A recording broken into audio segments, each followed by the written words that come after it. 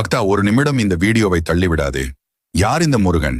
ஏன் அனைவரும் அவரை வழிநடத்துபவர் என அழைக்கிறார்கள் என்று தெரியுமா? முருகன் என்பவர் சாதாரண தெய்வம் அல்ல பக்தா. அவர் வேலுடையான், ஆறுமுகன், கந்தன், சுப்பிரமணியன், எத்தனை பெயர்களில் அழைத்தாலும் அவர் ஒருவரே.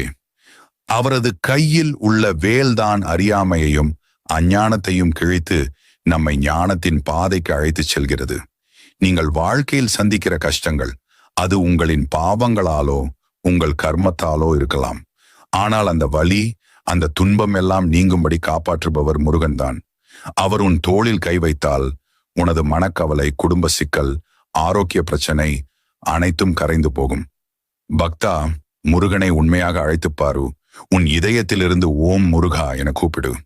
அவர் உன் பக்கம் ஓடி வருவார். அவர் அன்பான தெய்வம், அப்பா மாதிரி பாதுகாப்பவர், சகோதரன் மாதிரி துணை நிற்பவர். இன்றைய இளைஞர்கள் கூட மன அழுத்தம், குழப்பம்